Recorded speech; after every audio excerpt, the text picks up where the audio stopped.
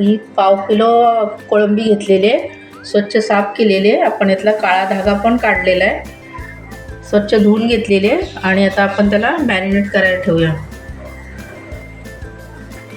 हळद टाकूया आणि मीठ टाकूया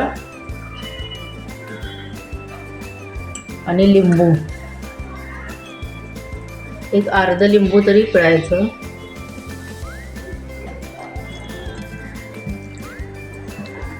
हे मिक्स करून आपण एक 10-15 मिनटं तरी त्याला मॅरिनेट करायला ठेवूया.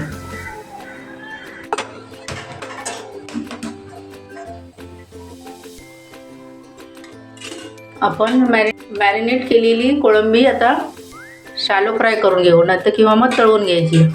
कोळंबी आपण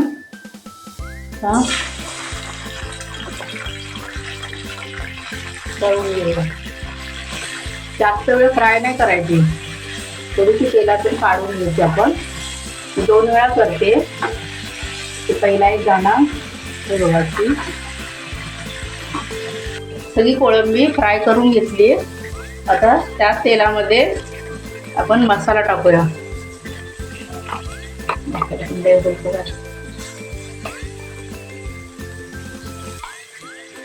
वाटून घेतलेला मसाला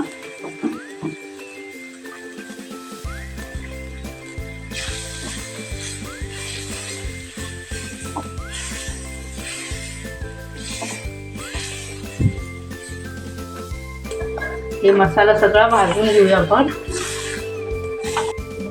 2 चमचे लाल तिखट, 1 चमचा कांदा लसूण मसाला, हळद टाकली होती आपण, थोडीशी टाकू तरी टाकायचं.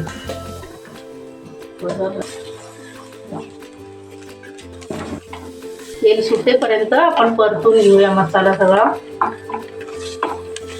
मीठ थोडंसं टाकूया, कारण आपण पहिल्यांदा मीठ टाकलेलं आहे, मॅरिनेट करताना मीठ टाकलेलं आहे.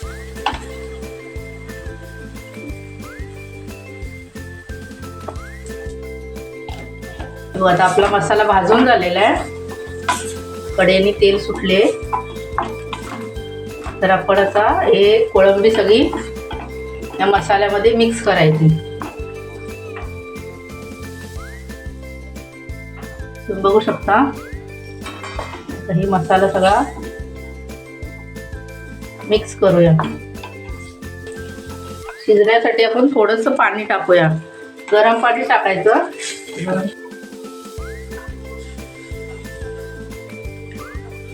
तर झाकण घेऊया आणि एक 10 मिनिटं शिजवून देऊया आपण.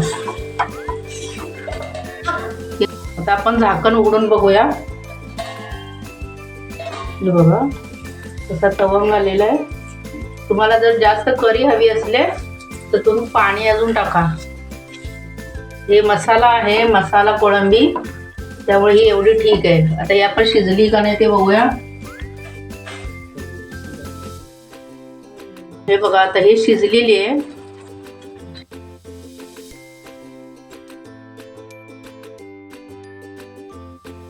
तर आपला कोळंबी मसाला तयार आहे. तर ही रेसिपी तुम्हाला आवडली असल्यास सबस्क्राईब करा, लाईक करा, शेअर करा. धन्यवाद.